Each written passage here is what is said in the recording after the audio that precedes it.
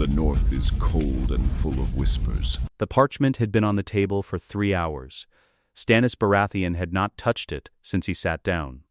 The 2 documents lay exactly where he had placed them when he returned from the eyrie, one atop the other, edges aligned with the precision of a man who straightened things as a reflex, and he stared at them in the manner of a man who has looked directly at the sun and is now waiting for his vision to return. The Lord's chamber at Dragonstone was carved from the volcanic black rock of the island, deep in the castle's bones where the stone held cold even in summer.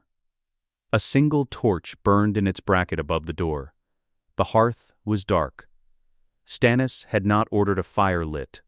He sat in his carved chair, hands flat on the arms, spine straight, and stared at 2 pieces of parchment that had unmade the world. He had read them 4 times. The first time standing, in Lord Arryn's solar, while Lysa Arryn wept somewhere in the passages behind him.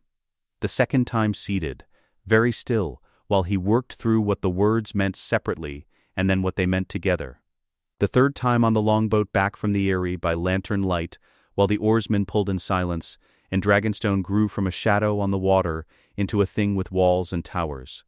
The fourth time here, alone, in the dark, where no one could see his face. He did not read them a 5th time. He already knew every word. The first document was a marriage certificate. Not a Westerosi form, the structure was different, the wax seal a pattern he had spent 20 minutes placing before he was certain. The Dane's sunburst, pressed from Starfall. A high septon had presided, his title and signature in careful Dornish script. The names were written in an unhurried hand. Prince Rhaegar Targaryen of the Iron Throne. Lady Lyanna Stark of Winterfell. A date in the year 282 AC. 2 witnesses, Sir Arthur Dane. Sir Oswell Went. The certification at the bottom was signed 3 times and sealed twice. It was legal. It was valid. It had been valid for 16 years while the realm believed something else entirely. The second document was a letter in an unfamiliar hand, cramped, northern. The handwriting of a man more comfortable with a spear than a quill. Howland Reed of Greywater Watch, addressed to Jon Arryn. The contents were precise and unambiguous. What was found in the Tower of Joy. What Lyanna Stark said in the hour before she died. What Eddard Stark carried out of Dorne, wrapped in the appearance of grief. A boy. A living boy. A boy at the wall. Stannis had not moved for close to an hour when the knock came. 1 knock.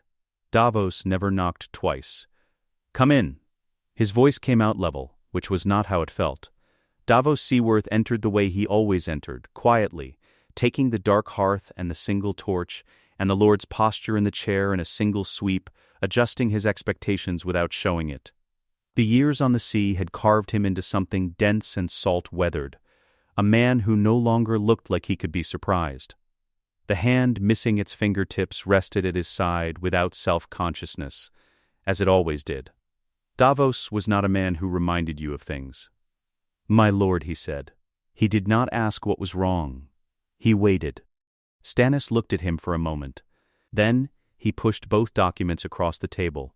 He watched Davos read. Davos was not a quick reader. He had taught himself from devotionals and ship manifests, and the harder words required a second pass. His scarred hand moved slowly along the lines as a guide. He read the marriage certificate first, then the Reed letter. Then he placed both documents back on the table, carefully, and looked up. He said nothing for a long moment. "Well," Davos said finally. "There it is."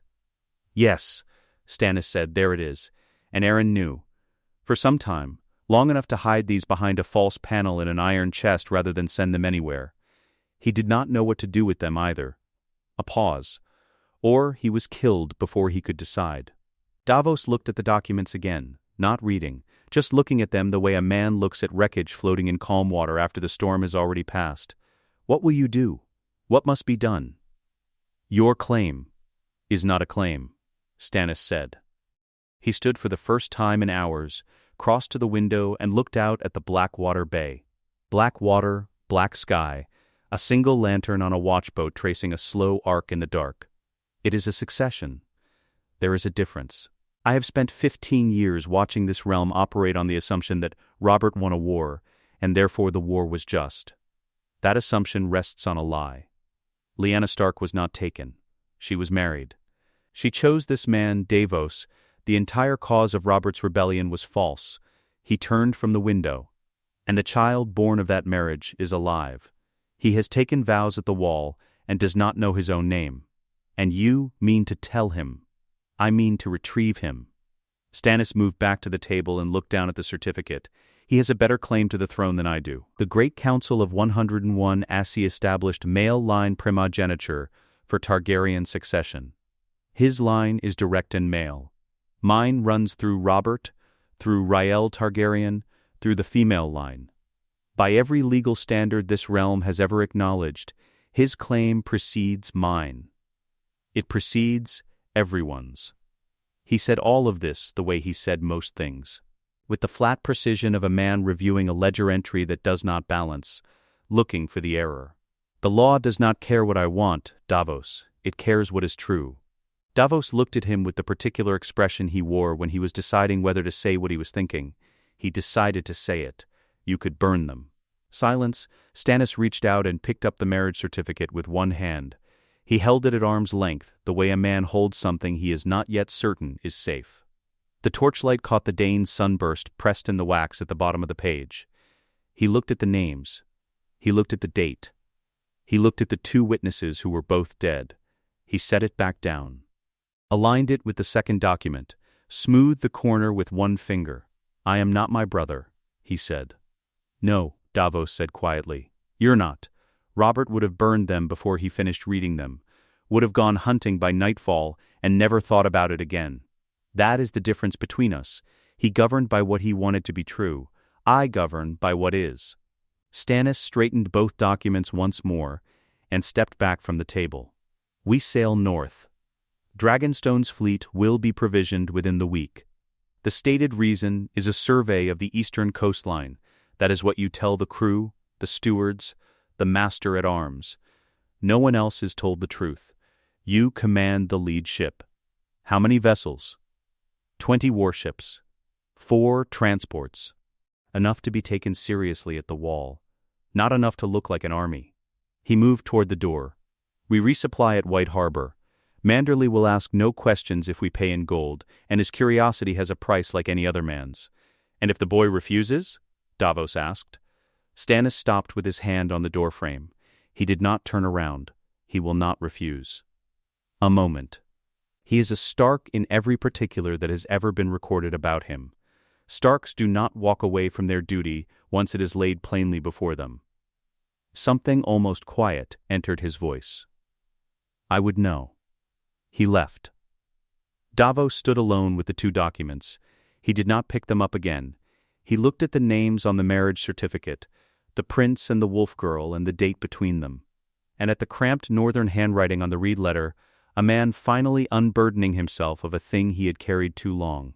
He looked at both of them for a long moment, then he reached up and extinguished the torch.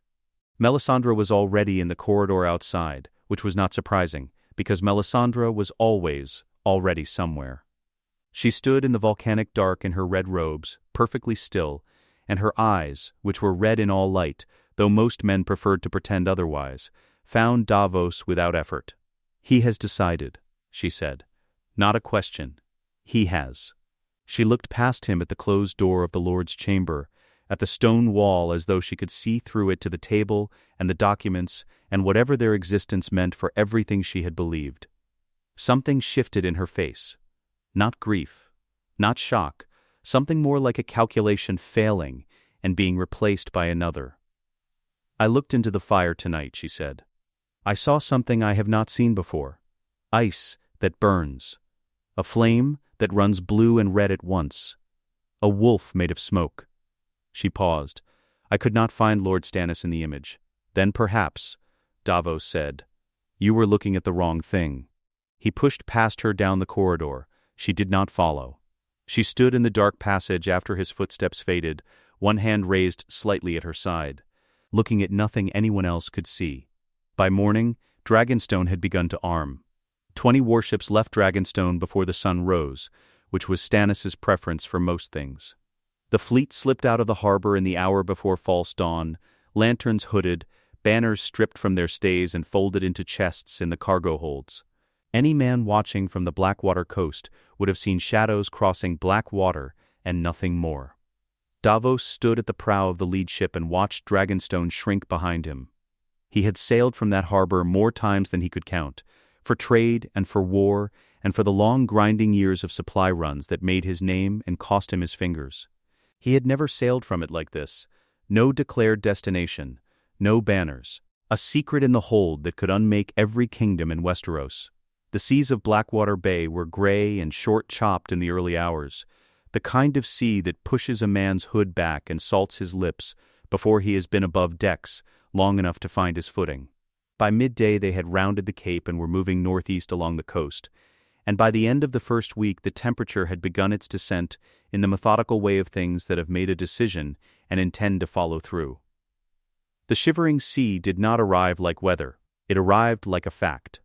One morning the sailors woke to find the color of the water had changed, from the gray-green of the eastern coast to something deeper and darker, something that absorbed light rather than reflecting it, and the air had a quality that had nothing to do with wind.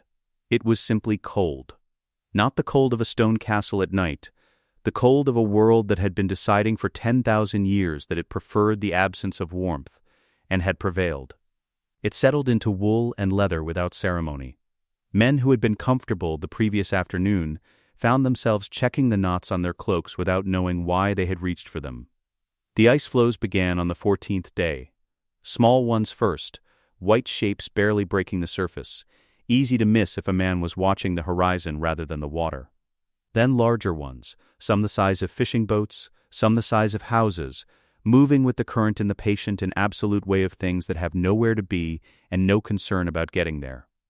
The flagship's helmsman began spending his nights on deck. He did not complain about it. He simply stopped going below. Stannis walked the ship every morning. Not an inspection in any formal sense, no clipboard, no list, no address to the crew.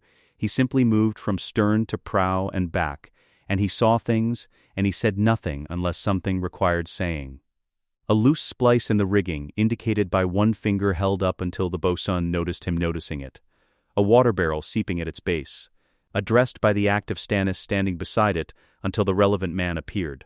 The crew learned, by the end of the second week, that the Lord walking the deck meant something wanted fixing, and by the end of the third week they had begun fixing things before he reached them. He offered no comfort, he made no speeches about the destination or what waited for them when they arrived. He was simply present, unchanged by the cold, unimpressed by the ice, the same in all weather in a way that was, for frightened men on a sea they had not chosen to sail, more steadying than any words he might have found. On the 19th night, when the fleet was somewhere in the broad grey water between the Bay of Seals and the eastern approach to Eastwatch, Davos found Stannis at the stern rail long after the middle watch bell. The Lord was looking north, not at anything specific.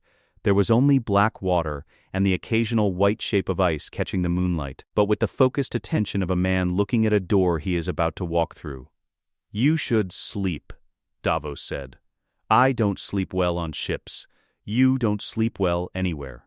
Davos pulled his cloak tighter and stood beside him at the rail. The water worked against the hull below them. Somewhere in the rigging a line knocked against timber in the wind. What happens when we get there? When we stand in front of him and it comes out of our mouths? We tell him the truth. And after the truth. Stannis considered this without looking away from the water. He will need time. He is Ned Stark's son in every way that has shaped him, not by blood, but by formation, which is the part that makes a man. Stark men do not bend easily, and they do not bend quickly. But they do not walk away from a thing once it has been demonstrated to them. Either, they stand very still with those gray eyes and build the case against themselves one stone at a time, because they are constitutionally incapable of pretending a truth is not true after it has been shown. He turned from the rail. Give him the documents. Give him Maester Aemon's confirmation. Give him time to stand still and look at it. He will make the decision that honor requires, and he will hate every part of it, and he will do it anyway. You sound certain of a boy you have never met. I am certain of what he is made from. Stannis moved toward the stern cabin door. He stopped with his hand on the frame, his back still to Davos. His mother gave up everything she had been promised for a choice that she believed was right. His foster father carried a secret for 15 years that rotted his marriage from the inside rather than break a promise to a dying woman. He opened the door. The blood is consistent. Whether we deserve that kind of man is a question for a different night. He went inside. Davos stayed at the rail watching the ice. Melisandre kept her copper basin lashed to the forward deck behind the bowsprit, fixed to an iron ring she had requested be set into the planking before they sailed. She burned a fire in it at all times, which the sailors had been alarmed by and ordered to accept. She fed it dried seagrass and fragments of something that smelled of incense and rendered fat, and she spent an hour each night looking into the flames with the careful, particular attention of a woman reading a difficult letter by failing light. On the 21st night, what she saw made her go still. The flames in the copper basin had never, in all her years of fire reading, burned blue. Red, orange gold when the Lord's favor was close, white sometimes at the edges. Blue was not a color her God burned in, not in any fire she had ever looked into in half a lifetime of looking. It was not entirely blue. It was wound through with red, not competing with it, not alternating, but woven together. Two colors moving as a single thing in a pattern she had no name for. Like two rivers meeting in a delta and becoming something neither of them was alone. At the center of the image, something she could not resolve into a face or a name. A wolf, standing at the edge of something vast and lightless, breathing smoke into cold air, its eyes 2 points of gray. She looked for Stannis in the flames, as she did every night. She found his outline, the straight spine, the iron jaw, the fixed and grinding conviction that had always read to her like a lighthouse through fog. But he was not at the center of what she was seeing. He was beside it. His light was falling on something else, illuminating something that was not him. She sat back from the basin. The cold air off the shivering sea came in around her. She had misread fires before. She was capable of it, of wanting a thing so badly that the want colored what she saw, made her see confirmation where there was only flicker and suggestion. She was honest enough with herself to know this, even when she was honest with no one else. The Lord showed what was true, but a reader could obscure truth by leaning too close. She had leaned close to Stannis Baratheon for a very long time. She did not go to his cabin. She filed the vision in the part of her mind she kept for things not yet resolved into meaning, and she banked the fire in the basin against the wind, and she did not sleep. The fortress came out of the gray dawn the way things emerged from this coast, slowly and then all at once, as though the fog had been holding it back and had simply lost interest. Black stone, 3 towers, a timber pier over a small harbor barely large enough for 3 ships abreast, and behind it, close enough that the eye kept trying to reject it as a feature of the sky rather than a thing built on the earth. The wall. Blue-white ice running from horizon to horizon, so enormous and so absolute that the scale of it did not arrive all at once, but kept arriving, kept adding to itself, the way a sound keeps getting louder long after you thought it had reached its limit. The garrison bell began ringing when the fleet was still a half-mile out. It rang for perhaps 30 seconds before someone with more presence of mind thought to count the ships, after which it continued ringing, but with a different quality, not warning, exactly, but the sound of men who have realized that warning may be the wrong category for what they are looking at. Stannis came off the longboat first. He stepped onto the black stone of the pier and looked up at the wall once, briefly, the way a man looks at a map feature he already knew was there but wants to confirm. And then looked at the garrison commander standing at the head of the pier, with 6 men flanking him, and the expression of someone who has been addressed in a language they do not speak. 20 warships sat in the water behind Stannis. No banners, no advance raven, no one sailed to the wall. No one sailed to the wall with a fleet. Stannis walked toward the garrison commander without slowing down. "I am here to see your Lord Commander," he said. "Tell him Lord Stannis Baratheon requires an audience regarding a matter of succession." He moved past the man toward the fortress gate and did not look back. "Tell him to expect us before nightfall." The garrison commander watched him go. He looked at his 6 men. His 6 men looked back at him. None of them had anything to offer. Jon Snow was bleeding from the knuckle of his right index finger when the summons came.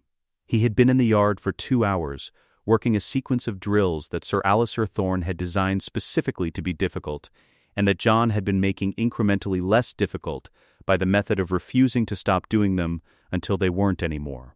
His sparring partner, a recruit named Gren, wider across the chest than most doorways, and possessed of a stubbornness that Jon had privately decided was the most useful quality a man could bring to the wall, had caught him across the knuckles on the last exchange. The finger had been split open on the crossguard of Gren's practice sword. It bled freely in the cold air, and Jon wiped it on his breeches, and did not stop moving.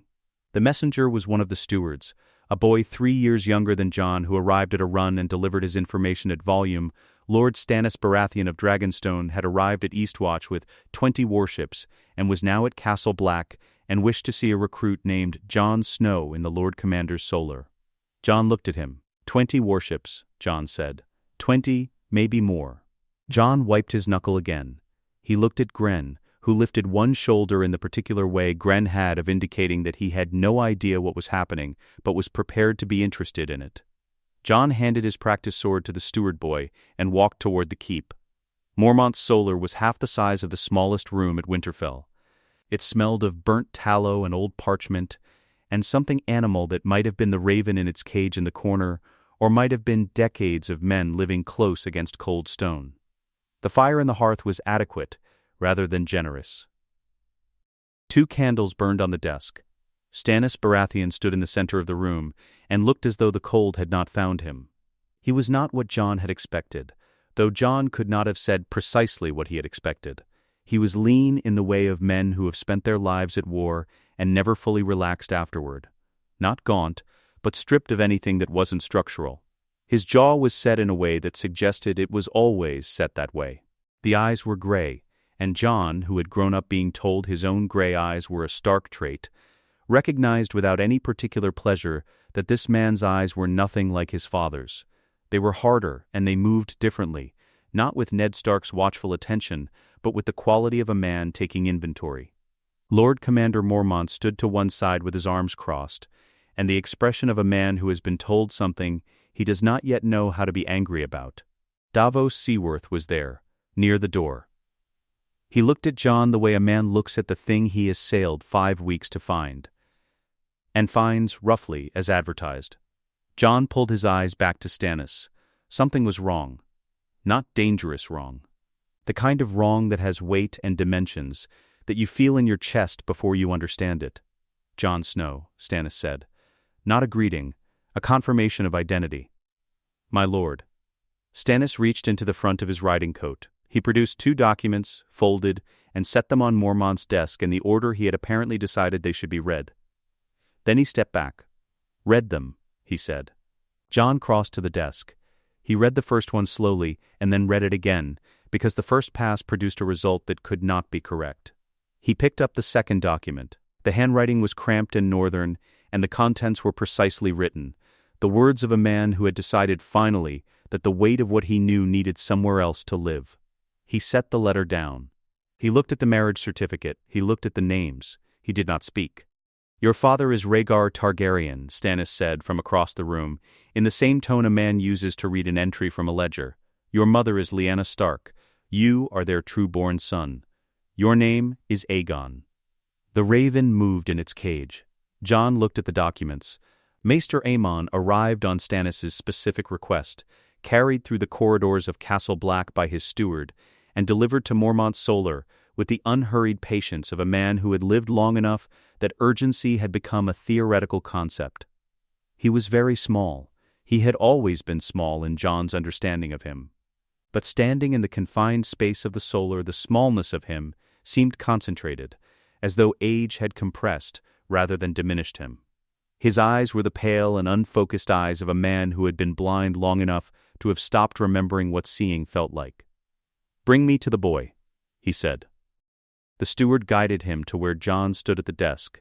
The old man's hand came up without hesitation, found Jon's jaw, and held it. His fingers were very cold and very dry, and they moved with the careful attention of a man reading something written in a script he knows, but has not practiced lately. He was not quick about it. He took the time he required.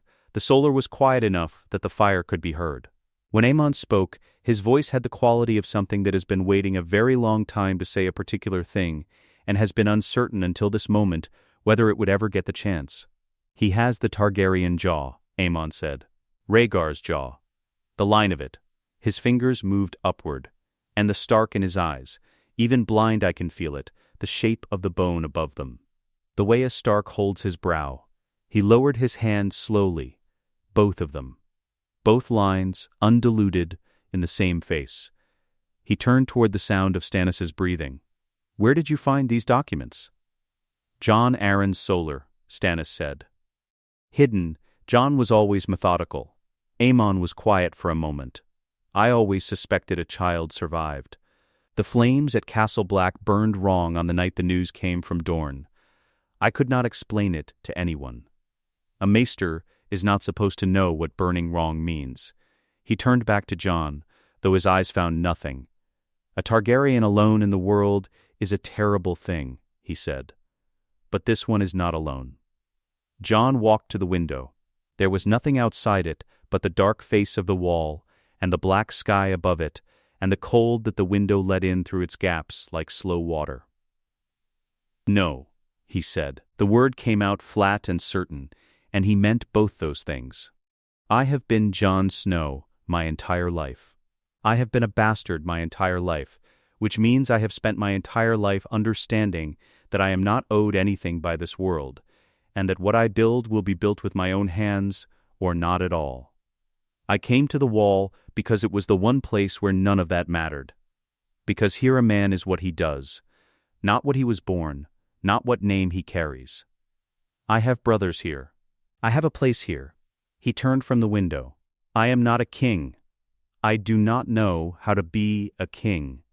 I am 16 years old, and I have been wearing a black cloak for less than a season, and someone is standing in this room telling me that everything is wrong." He looked at Stannis directly. "I will not do this." Stannis looked at him for a moment.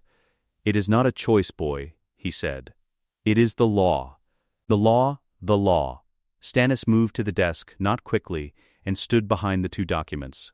The law of Westerosi succession, established by the Great Council of 101 Ac, is not flexible on the question of male line primogeniture. It does not care that you are comfortable here. It does not care that you have friends. It does not care whether you want this or not. Neither do I. He placed one finger on the marriage certificate. "What I care about is that there is a document on this table that makes you the rightful king of Westeros, and there is a fraudulent child on the Iron Throne whose mother has been committing treason for 15 years, and your father, the man who raised you, is in a dungeon in the Red Keep because he got close enough to the truth that they needed him removed." Jon went still. "Lord Stark is imprisoned," Stannis said. "Accused of treason by the very people who are actually committing it. He will be executed if this is not resolved. That is not a threat I am making. It is an event I am describing." He straightened. "And then I will tell you something else." His voice did not change its register. It simply continued, the same flat iron tone, carrying now a weight that had not been there before. "I had every legal right to the throne. Robert was my brother. His sons are frauds. In the absence of a legitimate Targaryen claim, the crown comes to me. Do you understand what that means? I came here because the law demanded that I give something up.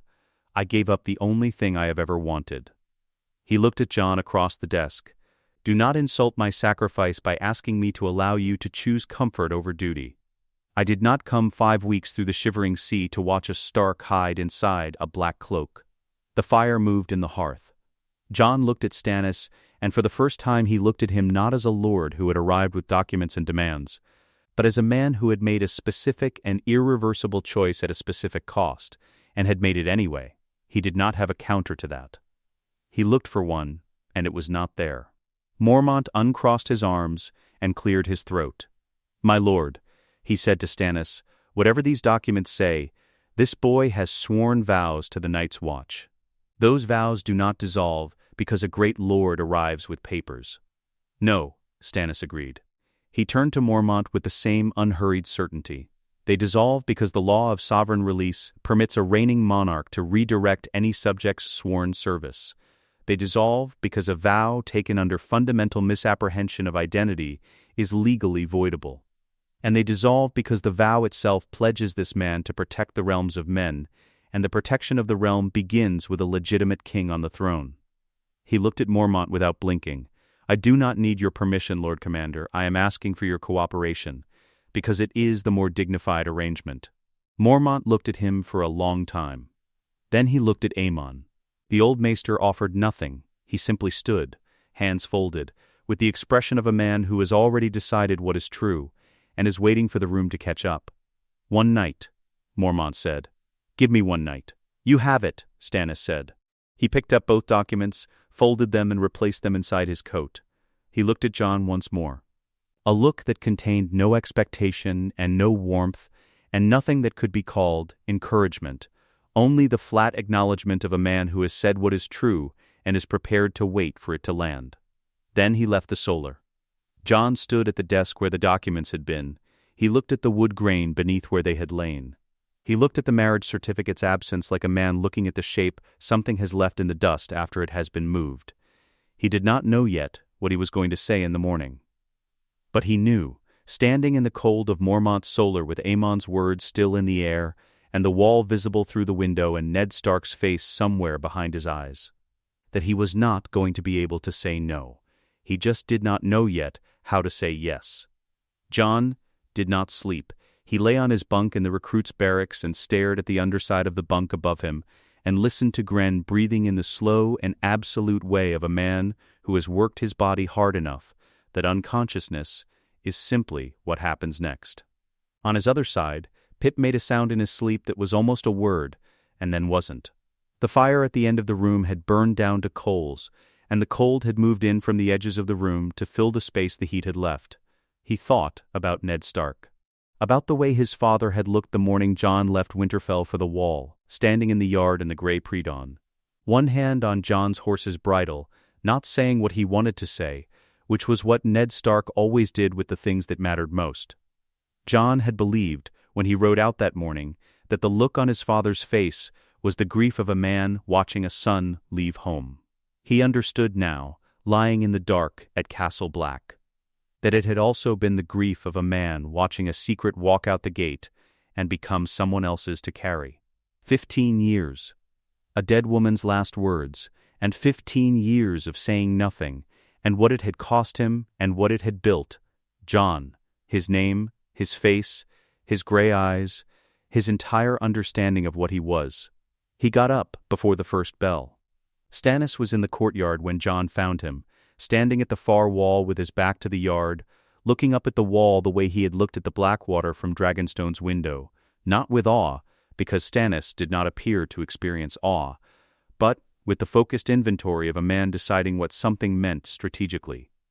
The cold was not yet fully light.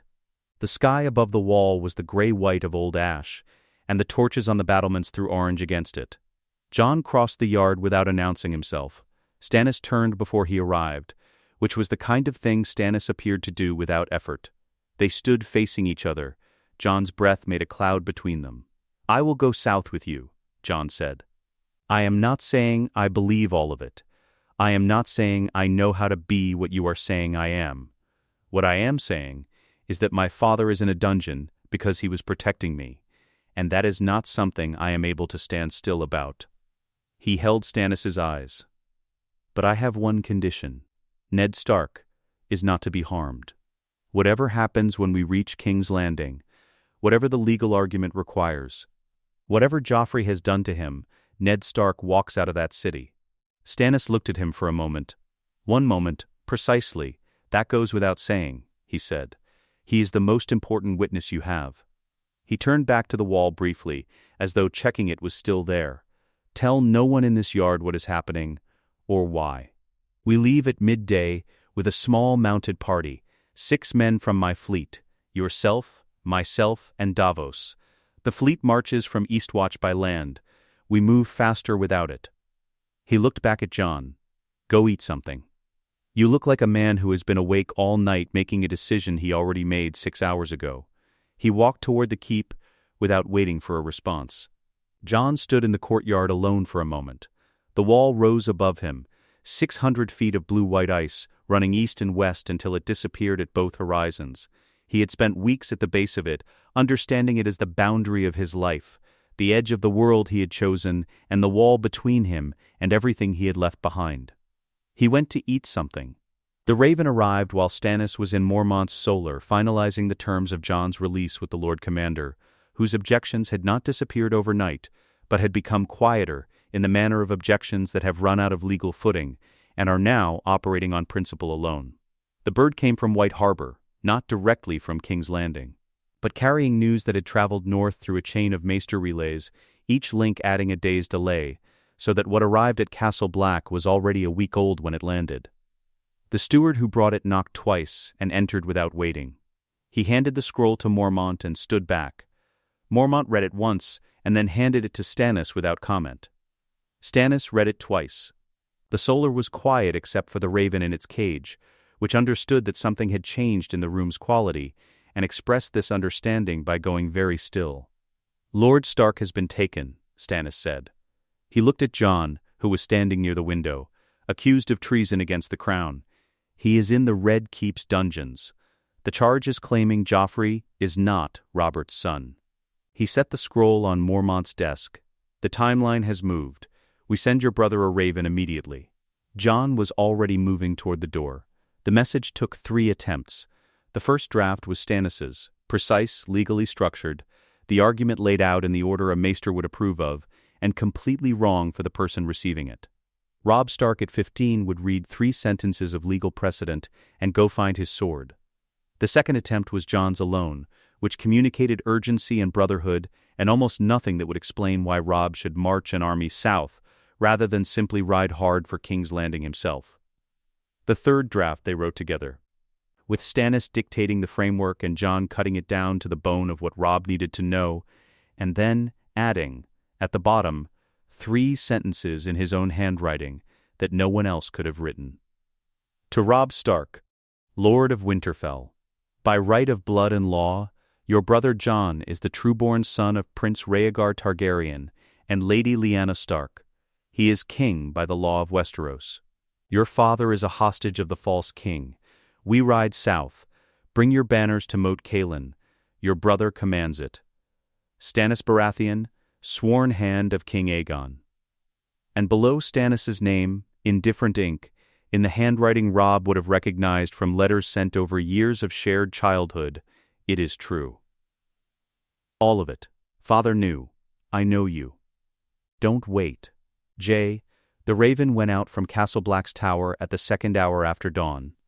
It caught the wind almost immediately, climbing and orienting south and west with the businesslike purpose of a trained bird that knows where it is going and has no interest in delay. Within 30 seconds it was a black point against the gray sky. Within a minute it was gone. Jon watched until it disappeared. Then he went to saddle his horse. The great hall of Winterfell smelled of wood smoke and yesterday's supper, and the damp that came in off the godswood in late autumn, working its way under doors and through the gaps in the old stone that Maester Luwin had been requesting be resealed for 3 years without result.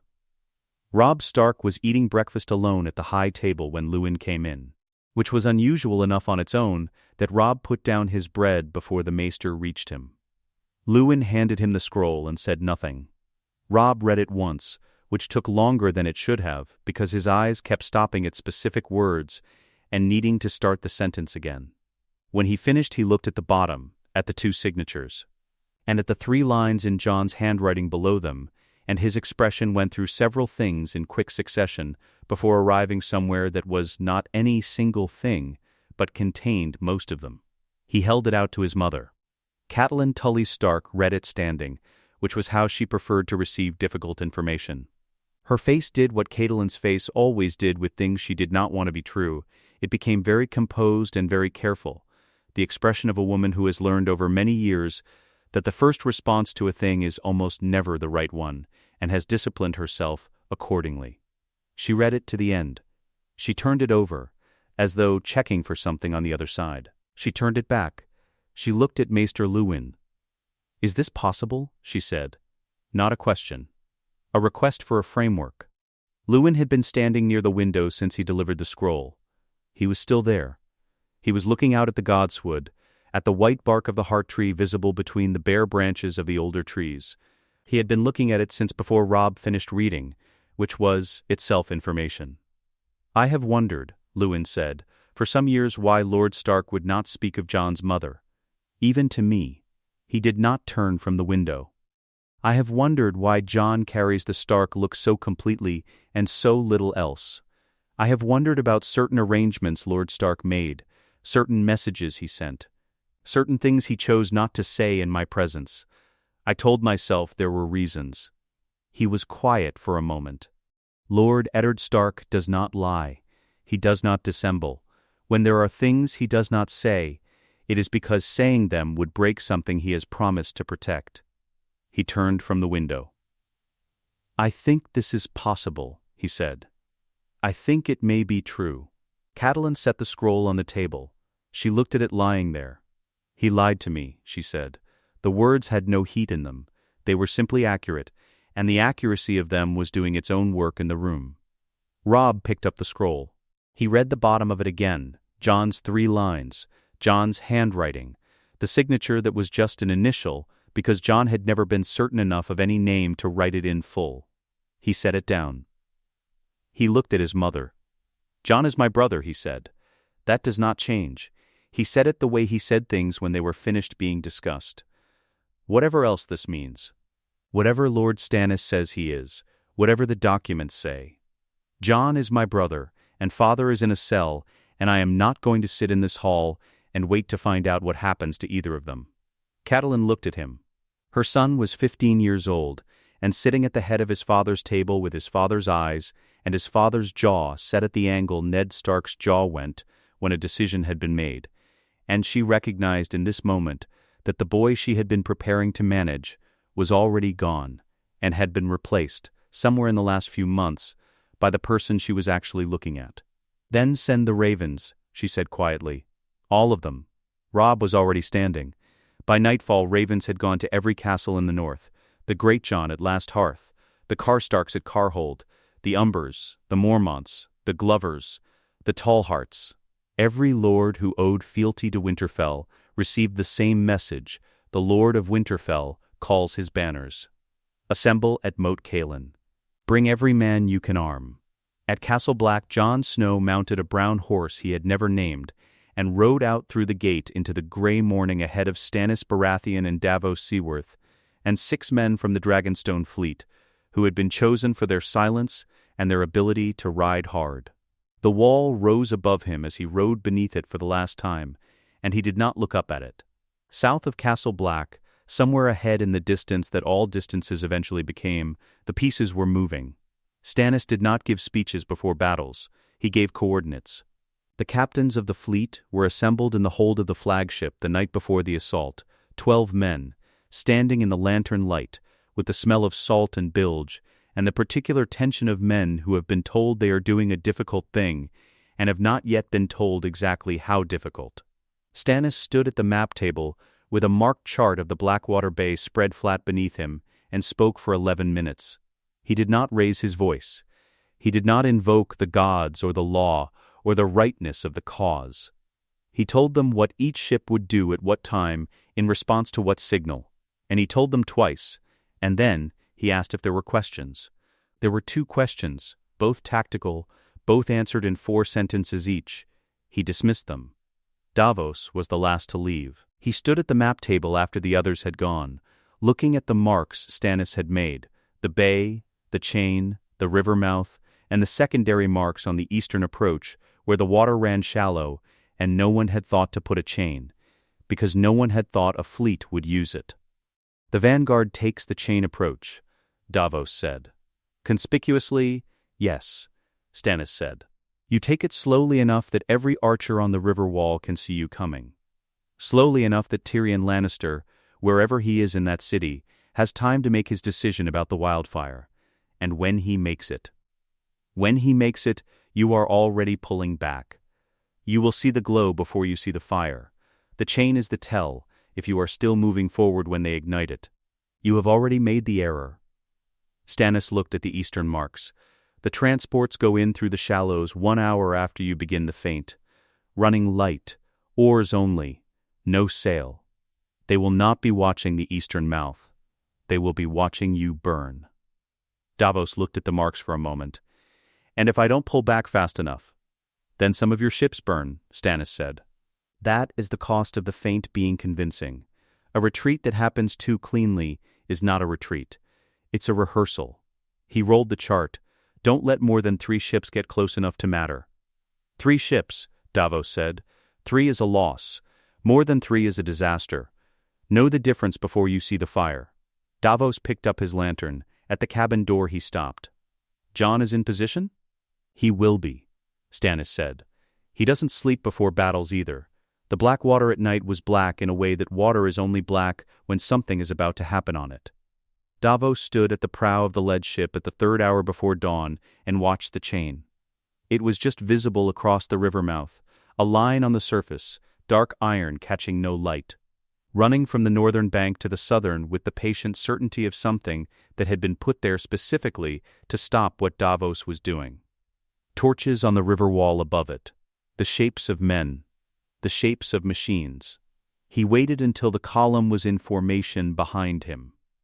Then he moved forward. The vanguard came in at a walk, oars pulling slow and even, no drums. The ships spaced wide enough that archers on the walls could count them without difficulty and report a number larger than the actuality. Davos watched the walls. He watched the torches. He watched the particular movement of men receiving orders and adjusting their positions that was visible even at distance if you had spent enough of your life watching it. He saw the glow before he saw anything else. Not fire, not yet. The glow of fire about to exist, coming from somewhere below the river wall where the clay pots were being positioned, the vivid green chemical light of the alchemist's work leaking through the seams of containers, not quite fully sealed. It had a quality that ordinary fire did not have. It looked wrong in a way that registered somewhere below conscious thought. Back oars, Davos said. The order went down the line in a chain of voices, each repeating it to the ship behind, and the vanguard began its reversal with the unhurried efficiency of men who had been told exactly what to do when they heard exactly this order. The wildfire ignited 40 seconds later. It came off the surface of the water in a sheet, bright green and absolute, burning on the river itself, burning on the hulls of the 2 vanguard ships that had not pulled back quite far enough, catching and spreading in the way of something that has no interest in going out. The sound of it was wrong too, lower than normal fire, with a bass note underneath the crackling that moved through the hull and into the feet. The river was burning, 2 ships were burning, the men on them were burning, and the sound of that was not something that could be prepared for by any description of it in advance. Davos held the line. He watched the 2 ships and kept his hands on the rail, and did not look away, and did not order the rescue boats out until it was clear there was nothing left to rescue. Then he ordered the rescue boats out anyway, because that was what you did, and some men were pulled from the water who had jumped early enough. 2 ships, not 3. On the eastern bank of the Blackwater, where the water ran shallow over silt and the chain did not reach, the transports were already through. Jon heard the wildfire go up from his position at the mudgate. The vivid green light of it was visible over the rooftops of King's Landing even from the western approach, a glow that turned the underside of the smoke column a color that did not belong in the natural world. The men around him looked at it, and then looked at Jon, and Jon did not look at it again after the first second. "Forward," he said. The mudgate was the western landward entrance to King's Landing, old timber reinforced with iron banding, set into the city wall at a point where the road came in from the King's Road through the outlying settlement that the inhabitants called Flea Bottom's Edge. The wall here was 20 feet of mortared stone, old, maintained without great enthusiasm. Manned at intervals by gold cloaks and pressed Lannister levies who had been watching the green glow over the rooftops to the east for the last 4 minutes, and whose attention had not yet been fully restored to the western approach. Robb's cavalry was already moving north of the city, visible from the walls as a dust line in the gray pre-dawn. 3,000 horses appearing and disappearing along the northern ridgeline in a pattern designed to look like the advance screen of an army that was coming from the north in force. Half the defenders on the northern wall had moved to watch it. Ghost moved at the head of the infantry column, white in the gray morning, soundless, running at a lope that was not running and was faster than running. The red eyes forward. The men around him gave him room without thinking about it, parting around him the way water parts around a stone, and where he passed the line straightened and the pace increased in the way of men who have been reminded by something they cannot name that they are capable of moving faster. The defenders of the mud gate saw the wolf before they saw the men behind it. The gate came down in 3 minutes. Not from a ram, from a timber beam that 6 men carried at a run and hit the lock point twice in succession, the second impact finding the precise stress point that the first had opened, and the gate coming inward at a lean and then falling. The sound of it hitting the roadstones inside was the loudest thing Jon had heard since the wildfire. He went through first. Behind him, the infantry column poured through the gap. The fighting inside the walls lasted 2 hours and was nothing like the battles in the songs. It was close and dark and confused, conducted at the scale of individual streets and doorways and the spaces between buildings, where the advantage of numbers meant nothing because numbers could not fit. Jon moved through it with the cold clarity that came over him in combat and that he had never found a satisfying explanation for. The way the world narrowed to the immediate 10 feet, and the immediate problem and everything beyond that ceased to exist until the immediate problem was resolved. Ghost moved with him. Where the wolf went, men moved back. By the time the sun was fully up, the gold cloaks had surrendered at the river gate, the fleet's transport vessels having come in through the eastern shallows and landed men inside the harbor wall, coming at the river gate defenders from both sides simultaneously. The outer city was taken. The great chain hung slack across the river. Its function resolved into irrelevance by the approach it had not been built to stop. Jon came through the inner gate of the Red Keep's outer courtyard from the south. Stannis came through the main gate from the east. They were 40 feet apart when they saw each other, across the bodies of 3 Lannister guardsmen and the smoke that was still drifting from somewhere near the river gate and the morning light that was coming in at a low angle across the castle stones. Stannis's armor had a long score across the left pauldron that had not been there the night before. His sword was sheathed. He looked at Jon across the courtyard with the same expression he brought to everything, taking inventory, noting what was present and what was absent, calculating what came next. Jon's hands were shaking, finally, the way they always did after combat when the clarity started to lift and the world returned to its full dimensions. He put them at his sides. The Red Keep rose above them. Its gates were closed. Inside it, somewhere in the upper chambers, Cersei, Joffrey, the court that had called itself a government and had run the realm on lies for 15 years. Somewhere below it, in the dungeons, Ned Stark. Alive, Jon did not let himself consider the alternative. Stannis crossed the courtyard to him. He stopped and looked up at the Red Keep's walls, at the Lannister banners still flying from its towers, at the gates that were closed but not barred, because the men who would have barred them had already decided not to die for what was behind them. "The city is taken," Stannis said. "Yes," Jon said. Stannis looked at him once. "Hold together," he said. "The hard part is next." He walked toward the Red Keep's gate without waiting, and Jon followed him into the shadow of it, and behind them the courtyard filled with northern men and Dragonstone men, and the sound of a battle that was over, and the silence of a city that did not yet know what it had become. They found Robert Baratheon in his private solar, on the upper level of the Red Keep, still in his hunting clothes, dead in his chair. The maester who had attended him in his final hours was a small gray man, who had clearly decided that honesty was the safest policy available to him, and who reported the facts without embellishment. The king had been drinking since the battle began, heavily even by his considerable standard. When the green light appeared over the rooftops and the sounds of fighting reached the upper levels, he had called for more wine. He had been told there was no more wine. He had died at some point between the 3rd and 4th hour after dawn, not from the battle, not from violence, but from his own body finally reaching the terminus of what 15 years of accumulated grief and drink had been constructing toward. His heart had stopped. He had not been aware of it happening. The maester had found him slumped in the chair as though he had simply decided to stop. Jon stood in the doorway of the solar, and looked at Robert Baratheon dead in his chair. He was fat and gray-bearded, and his clothes were not clean, and there was nothing in his face that looked like the warrior who had killed Rhaegar Targaryen at the Trident. He looked like a man who had been very tired for a very long time, and had finally been given permission to rest. Jon looked at him for a long moment. He did not know what he felt. Whatever it was, it did not have a clean name. "The throne is vacant," Stannis said, behind him. "Yes," Jon said. He turned from the doorway. "Let's get Ned out of the dungeons." The cells beneath the Red Keep were not built for long occupation. They were built for the period between arrest and sentencing. The brief administrative interlude that a functioning justice system required before it did whatever it intended to do. The cells were cut from the bedrock of Aegon's Hill, which was cold and wet and smelled of iron, and the particular kind of dark that accumulates in places where no light has ever been permanent.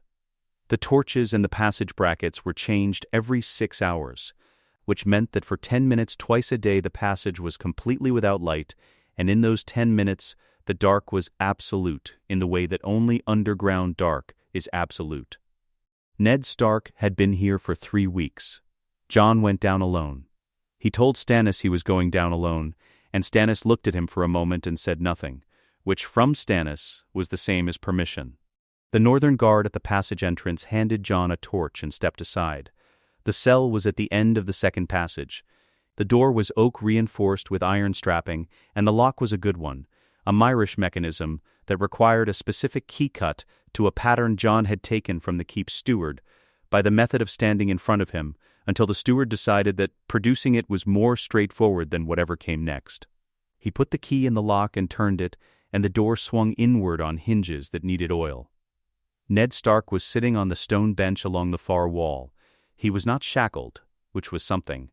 He was thinner than Jon had ever seen him, the weeks of dungeon rations having taken whatever softness 30 years of peacetime lordship had allowed him. So that what remained was the structural Ned Stark, the bones and sinew underneath, the man who had ridden to war at 17 and had never quite finished becoming a lord rather than a soldier. His beard was grown past the point he would have permitted it in any other circumstance. His hair was longer. His eyes, when they found the torch, and then the face behind the torch, went through several things in rapid succession before arriving at something that was not any single expression. He did not speak. He looked at Jon, at the armor, at the age of the face inside it, at something he was reading in Jon's posture that was new and that he was trying to locate in some category he recognized. Jon crossed the cell and went down on one knee on the stone floor. Not the automatic deference of a bastard son to a lord father. He took his time with it. He placed his knee on the cold stone and looked up at Ned Stark and held it. "You kept your promise," Jon said. "I'm here to keep mine." Ned's eyes went wet. He did not look away. He sat very still with his hands on his knees and his eyes wet, and said nothing for a moment that was neither short nor long but simply what it was, and Jon let it be what it was. Then Ned Stark reached out and put his hand on the side of Jon's face, the way he had never been able to do in Winterfell's yard where people could see, where the performance of appropriate distance between lord and bastard had required itself. His thumb was calloused and cold and the hand shook slightly, and he said, very quietly, "She would have been so proud of you." Jon closed his eyes. He held the position one moment longer. Then he stood and put his hand out, and Ned took it and came to his feet. And they walked out of the cell together and up through the passage and into the light. Sansa was found in her chambers in the Tower of the Hand, which was where she had been confined since Ned's arrest, not imprisoned exactly, but watched, the guards outside her door stationed with the particular care of men protecting something valuable that was not permitted to leave. She was seated at the window when the door opened. She turned with the reflex of someone who has been startled too many times and learned to brace for it. Robb came through the door first. She did not make a sound. She crossed the room at something between a walk and a run, and Robb caught her, and they held each other in the complete and wordless way of people who have been frightened for a very long time and have now, abruptly, been given permission to stop. Robb's chin was on top of her head and his eyes were closed and his arms were around her, with the force of a man holding something he was afraid would become not real if he loosened his grip. Jon stood in the doorway and watched his siblings and did not go in. The throne room of the Red Keep was larger than it needed to be, which was, Jon suspected, the point. The Iron Throne sat at the far end on its dais, a mass of fused swords, dark and irregular, built by Aegon the Conqueror from the weapons of defeated kings, and shaped by the breath of Balerion the Black Dread into something that looked less like furniture than like a warning. It was not beautiful. It was not meant to be. It had a cut edge along the left armrest where the metal had not been fully smoothed, and it had killed kings before, and it looked exactly like a thing capable of that. Jon stood before it. He did not sit. He looked at it for 3 seconds, and then turned his back to it to face the room, which was the decision he had made on the walk up from the dungeons and which he intended to hold. The prisoners were brought in through the main doors. Cersei Lannister came first, flanked by 2 northern guardsmen, wearing a gown that had been magnificent 6 hours ago and was now something else. She held herself with the residual architecture of a woman who has practiced composure for so long that it has become structural rather than performed. Her eyes moved across the room in the way of someone who is still, even now, looking for the angle. Joffrey came behind her. He was 12 years old, and he was crying, which was not surprising, and he was doing it with the particular ugliness of a boy who has never had sufficient cause to develop any stoicism about it. His face was red and his eyes were swollen, and he was not looking at anyone, which was the one dignity available to him and the one he had chosen. Jaime Lannister, brought in last from the outer walls where he had been taken in armor, was not crying. He was looking at Jon with the expression of a man who has been comprehensively outmaneuvered and is deciding how to feel about it. His golden hair was matted under the line where his helmet had sat. He was the most physically present person in the room and the most completely neutralized, which Jon suspected was a combination Jaime Lannister had not experienced before. Stannis stepped forward. He did not look at any of the prisoners with any particular feeling. He looked at them with the inventory. "Cersei Lannister," he said, "you are guilty of treason against the crown, of incest, of the fraudulent installation of a false heir to the Iron Throne, and of conspiracy in the murder of Lord Jon Arryn, Hand of the King." He looked at Joffrey briefly and then back at Cersei. "By the law of Westeros, the sentence for high treason is death." He looked at Jon. "Your Grace."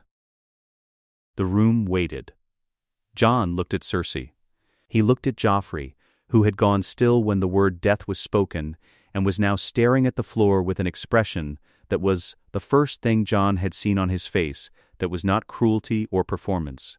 He looked at Jaime. "No," Jon said. The word was quiet, and it was final. Stannis looked at him. "Joffrey Baratheon will be stripped of his name, his titles, and his claim," Jon said. "He will be sent to the Night's Watch. He will take the black and serve at the wall for the remainder of his life." He looked at Cersei. "Cersei Lannister will be returned to Casterly Rock under house arrest pending her father's surrender. She will remain there under guard. She will not be harmed." He looked at Jaime. "Sir Jaime will be held here as hostage for Lord Tywin's compliance. When Casterly Rock bends the knee, we will discuss his disposition." He looked back at the room. "These are the terms." Stannis stepped closer to him. He spoke at a volume calibrated for Jon and not the room. "They committed treason. The law gives a king discretion in sentencing," Jon said, at the same volume. "I am using it." He met Stannis's eyes. "Executing a 12-year-old boy in the throne room of his grandfather's castle makes us the thing we came here to replace. It closes no alliances. It opens every wound. Joffrey at the wall is stripped of every weapon he has. Joffrey in the ground is a martyr." He held Stannis's gaze. "You told me you wanted a king who governed correctly. This is what correct looks like from where I am standing." Stannis looked at him for a long moment. The look was not warm. It was also not the look of a man who had found an error in the logic. "These are your mistakes to make," Stannis said. He stepped back. Cersei's composure, which had been structural throughout, found a crack, not in her face, in her hands, which had been perfectly still at her sides and were now not. She was looking at Jon with an expression that was doing several things simultaneously, and that Jon chose not to interpret beyond the obvious. "You are a child," she said. "Yes," Jon said. "Take them out."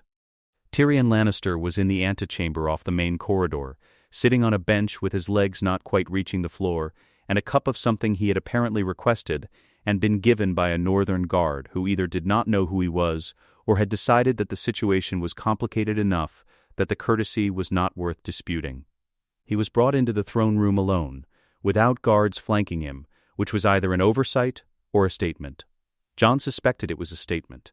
He looked at Jon with the expression Jon remembered from the road north, from the brief conversation outside Castle Black, in what felt like a different lifetime genuine curiosity, unperformed.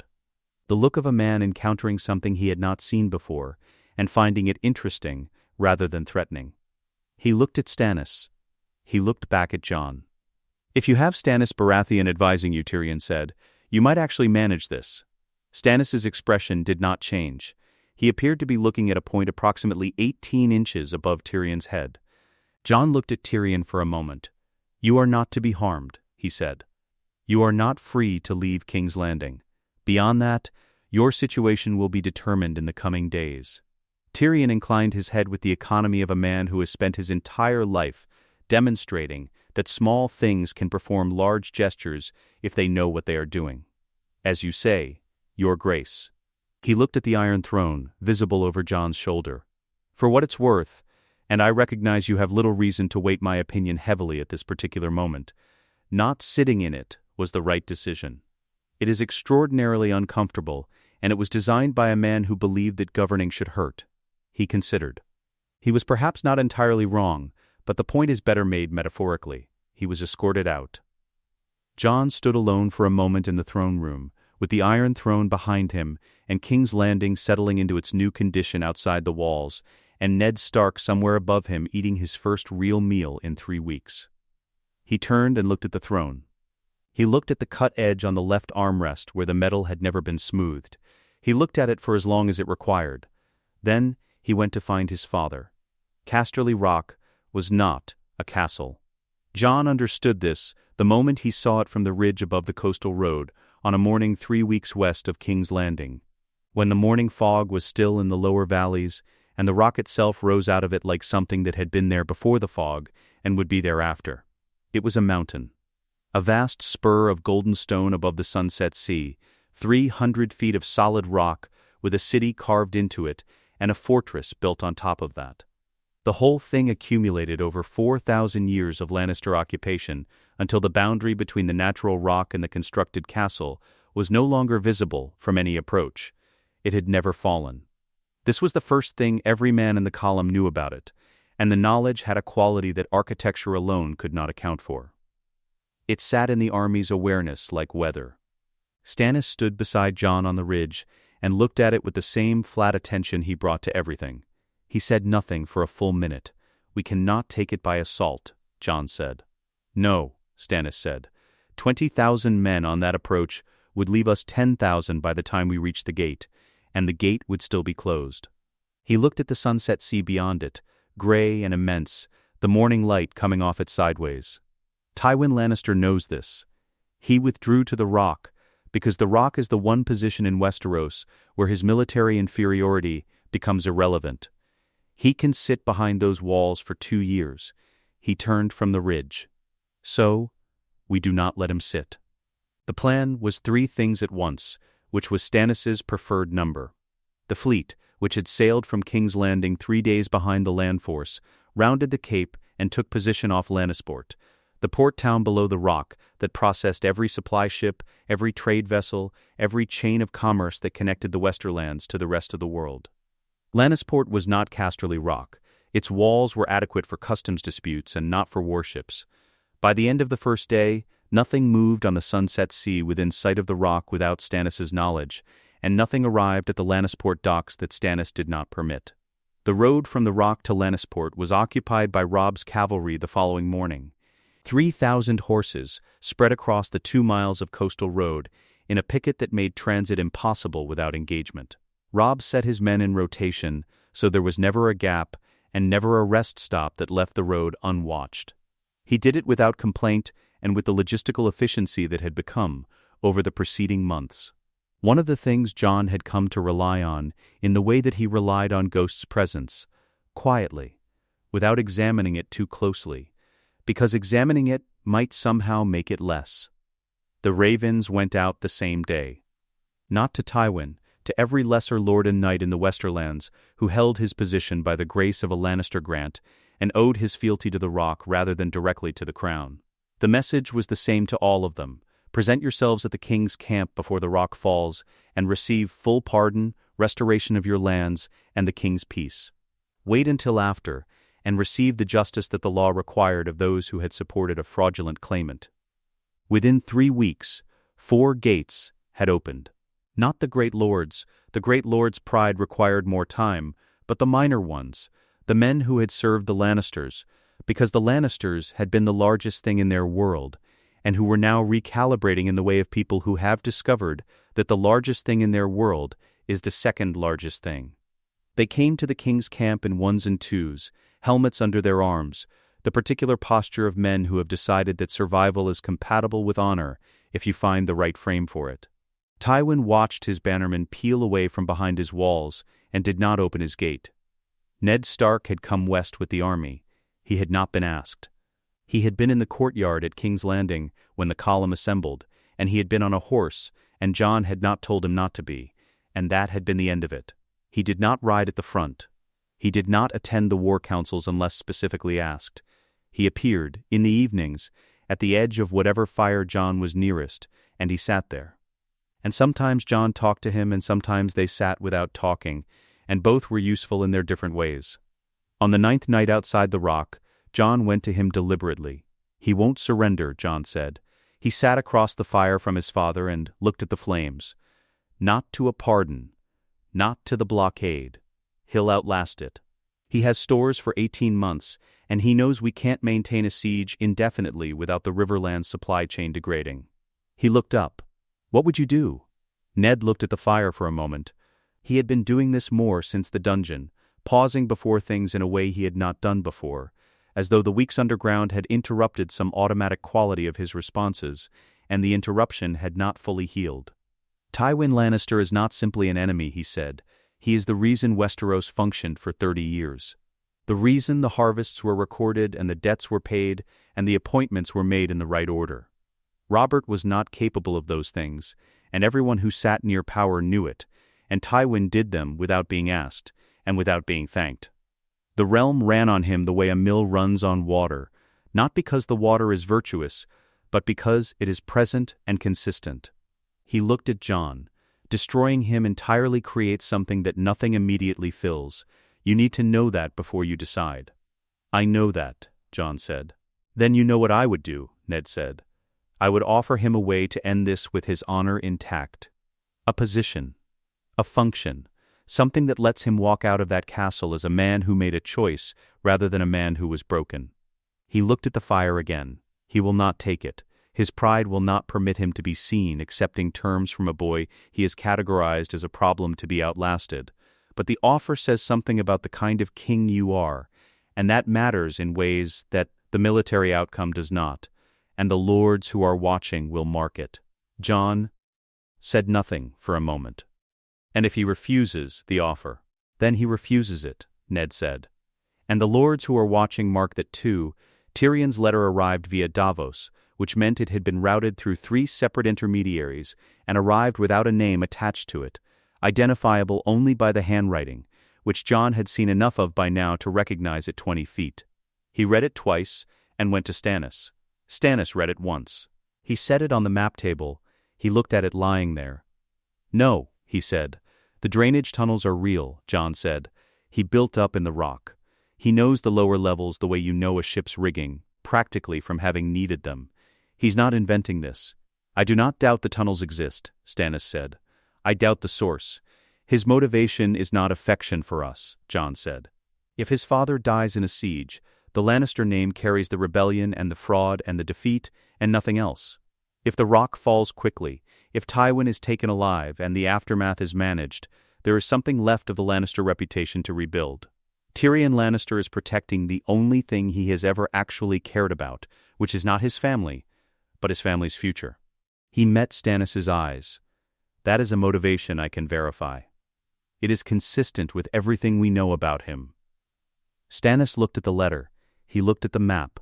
He looked at the rock marked on it, the approaches, the coastal road, the position of the fleet. The tunnels were noted on the map in a different hand, Tyrion's annotations, detailed, precise. The work of a man who understood that incomplete information is more dangerous than no information. He looked at it for a long moment. "I do not like it," Stannis said. "I know," Jon said. Stannis moved his finger to the postern gate marker on the map. 12 men. Volunteers only.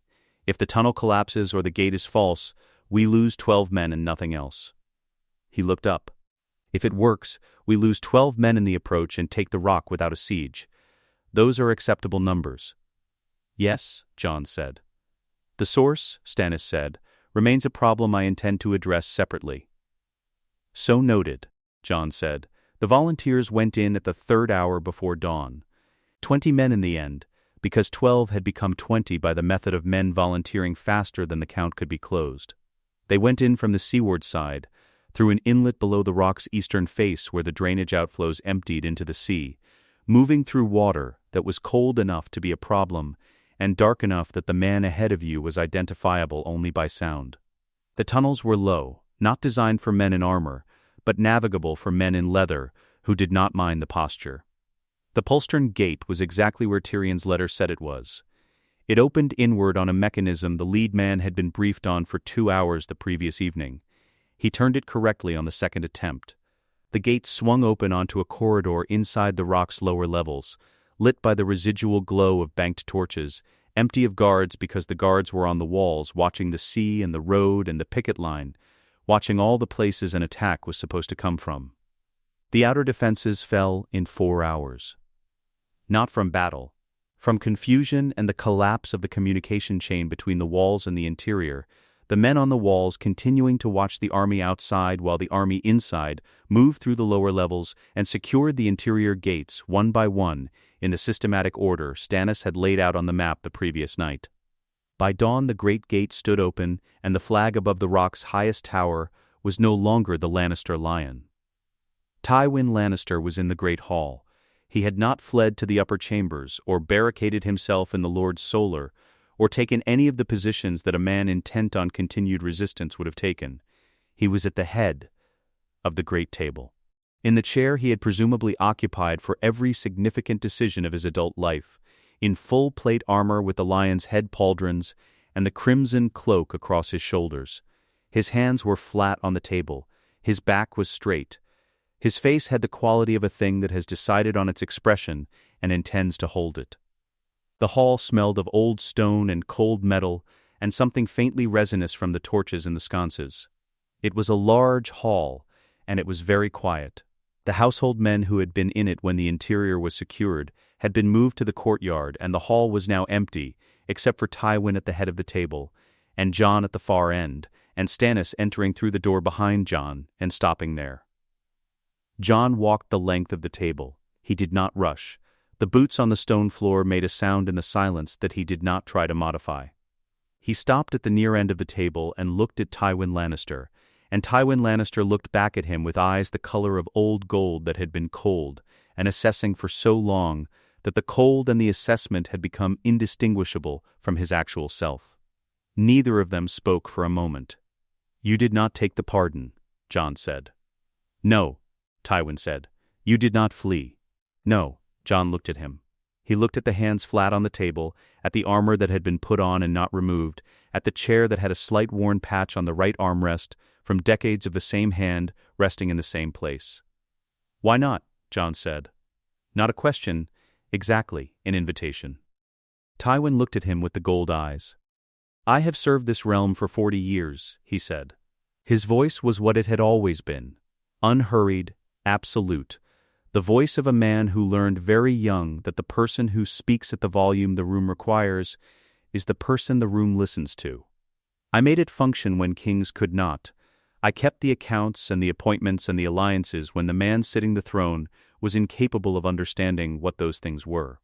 I am not going to kneel to a boy who has not yet proven he can do the same." The hall was very still. Jon looked at him for a long moment. He thought about what Ned had said by the fire. He thought about the mill and the water. He thought about the lords who were watching, now and afterward, marking what kind of king he was. "Then serve it again," Jon said.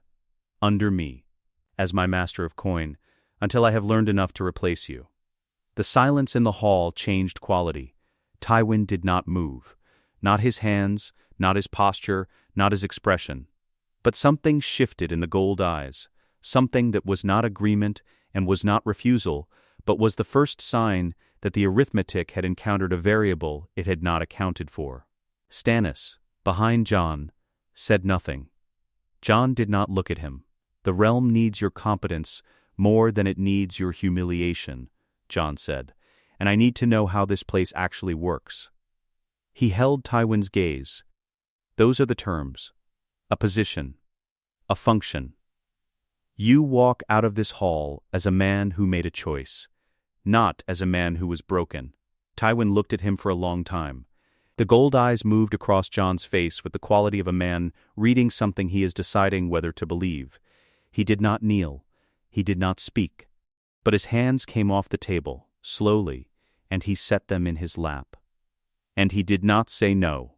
The antechamber off the throne room's eastern corridor was small and cold and smelled of old stone and the particular dust of a room that serves no regular function and is therefore never properly aired.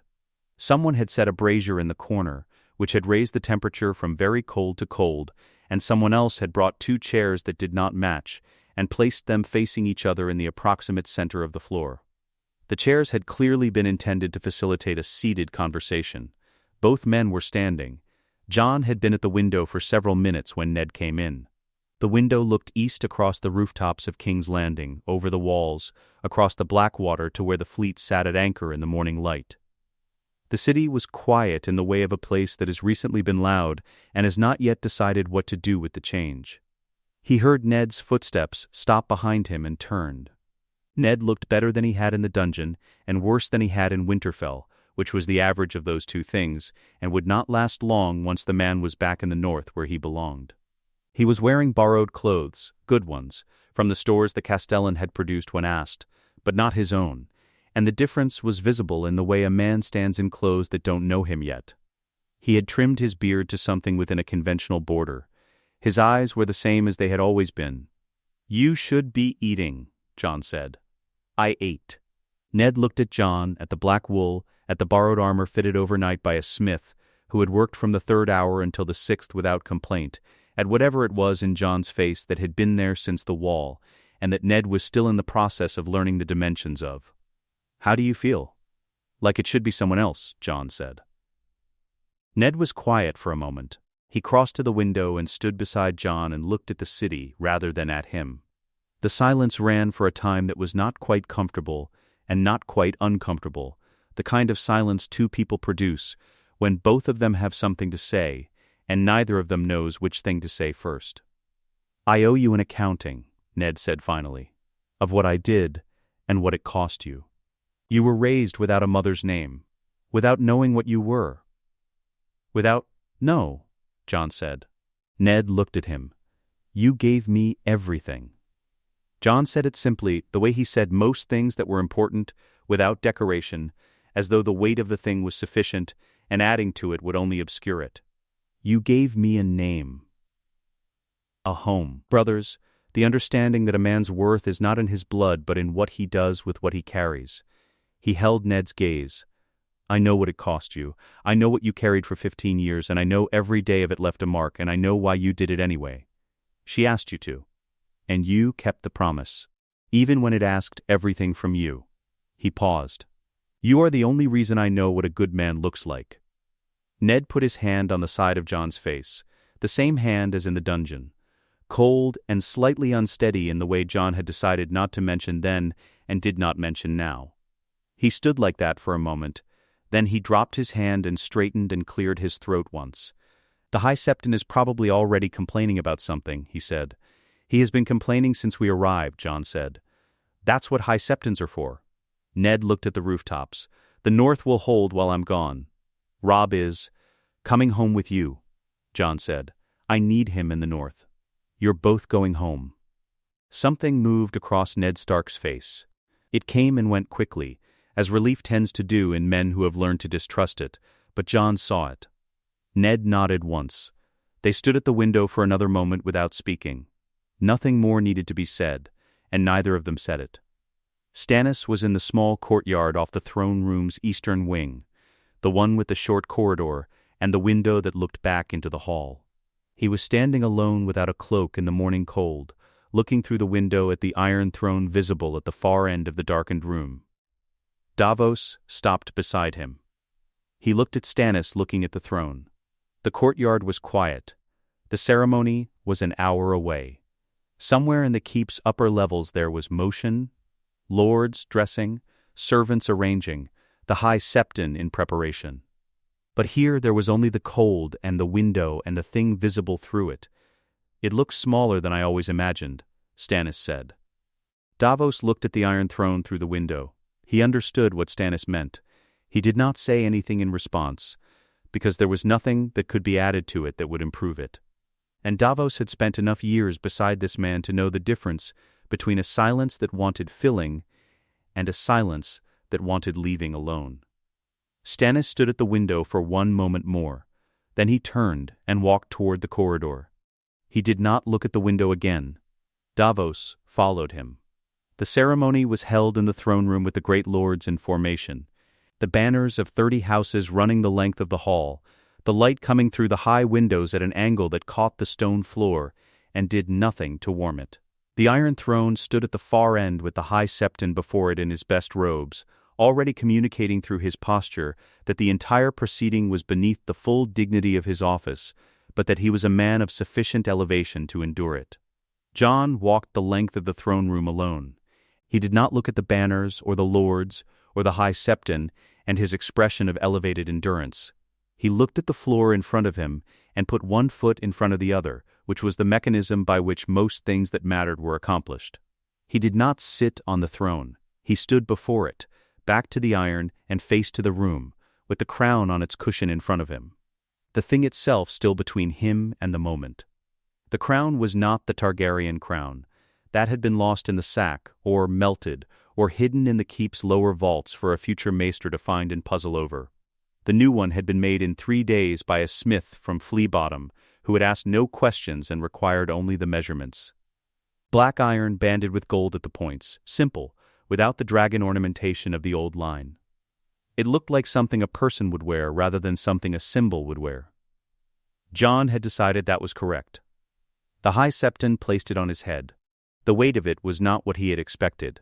Not heavier, it was not a heavy crown. The smith had been careful. But present in a specific way. The way something is present when it occupies a space that had been empty. He felt it across the top of his skull and at the base of his neck where the metal rested, and he stood very still with it and did not reach up.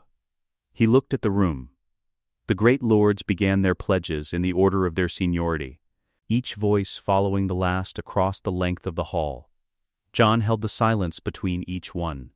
When the last pledge was spoken, the room came alive, not one voice, but all of them, rising from the assembled lords and their retinues until the throne room was full of it.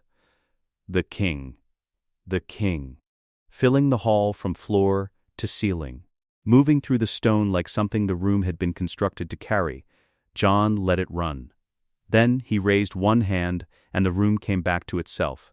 He made the appointment standing before the throne. Stannis Baratheon was named Hand of the King and Lord Protector of the Realm.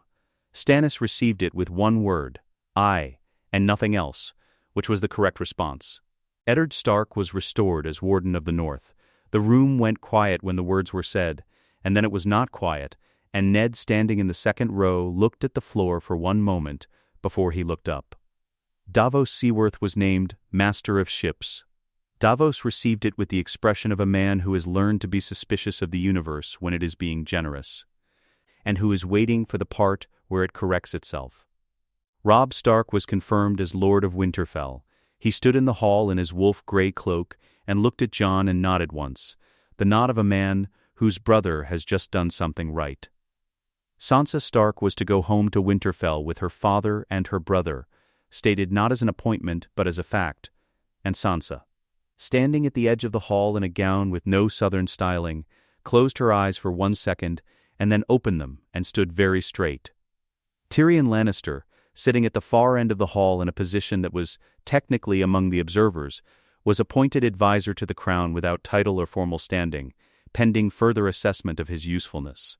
Tyrion received this by raising his cup in a small, unhurried motion that communicated neither gratitude nor displeasure and suggested he had expected something in this territory and had come prepared. The feast was laid in the great courtyard because the hall could not accommodate everyone. The lords came out through the main doors in the order the ceremony released them, and the courtyard filled with the noise and heat and smell of something that had been prepared over 3 days by a kitchen staff given adequate resources and sufficient warning. The first snowflake landed on the stone beside Jon's boot. He looked at it. It sat on the dark stone for a moment, small, precise, faultlessly white, and then it dissolved into a cold water mark the size of a coin. He looked up. The sky was the white-gray of early winter, not the gray of rain, and there were more flakes in it, visible when you knew to look, catching the eastern light as they fell. It did not snow in King's Landing. This was a known and stable fact about the city, established over centuries of record. Its position in the southern reach placed it outside the range of real winter, and even in the hardest years the snow that came was passing and thin. There were men in Flea Bottom who had spent their whole lives in this city and never seen a white morning. The snow continued regardless. It settled on the shoulders of northerners who did not adjust, and on the cloaks of southerners who did. It settled on the courtyard stones and on the banners above the gate and on the horses at the posts. It fell through the open doors of the throne room and drifted across the floor inside as far as the base of the dais before it gave up and became water. Jon stood at the doors of the throne room and watched it fall. Stannis came to stand beside him. They stood in the open doorway with the feast noise at their backs and the snow in front of them, and the iron throne visible behind them, in the dark hall they had turned away from. Melisandre stood in the courtyard 30 feet away, apart from the feast, watching the snow come down with the expression she wore when she was looking at something only she could see. She did not look at Stannis. She looked at Jon, briefly, and then up at the sky, and whatever she saw there settled into her face as something that was not quite peace, and was not quite certainty, but was close enough to both that she stopped looking for it. Stannis looked at the snow for a long moment. "The game is finished," he said. "Now the real war begins." Jon looked north. The city was in the way, and the river and the neck and 300 miles of everything between here and the wall. But north was north, regardless of what stood between a man and it. He had been looking that direction since, before he could have explained to anyone why. "I know," he said. "I've known it since before I knew anything else." Stannis said nothing more. The snow came down, and the feast continued, and the great lords of Westeros ate and drank in a city that had changed hands and did not yet know what that meant for them or their children or the years ahead. The sky was white. The stones were white. The cold was moving through the courtyard with the unhurried confidence of something that has all the time it requires. The northern lords found each other near the eastern wall of the courtyard as the feast went on. The Greatjon and Robb and the Karstarks and the Mormonts and the rest of them, men who had marched 1,000 miles and bent the knee to a king who was more Stark than most of them would ever say aloud, gathering now in the falling snow with cups in hand and no lords of the south close enough to hear. The Greatjon looked at the snow. He looked at Robb. He raised his cup. "The king in the north," he said. Quietly, just for them. Robb looked at the Greatjon. He looked at the other northern lords around him, at the wolf-gray cloaks and the familiar faces, at the men who had ridden south on his word and were going home. He raised his cup. "The king in the north," he said. And around that small circle, in the snow at the edge of a southern courtyard, the words went around once, not a proclamation, not a challenge, just the North recognizing its own, privately, the way the North had always kept its oldest loyalties, before the lords drank and let the moment close over itself like water, and returned to the feast. Inside the throne room, at the far end in the dark, the Iron Throne sat empty on its dais. The snow that had drifted through the open doors settled across its armrests and into the angles of its fused blades, small and white and patient. It accumulated on the cut edge of the left armrest where the metal had never been smoothed. It covered the joins and the rough places and the old dark iron beneath, slowly, without ceremony, until the throne was no longer simply itself, but itself and Snow together, and it looked in that light, not like a prize that men had bled across 3 centuries to possess, but like what it had always been beneath the wanting. A weight, cold and permanent, and waiting for the next person willing to carry it north. Let us know what you'd like to see next. The end.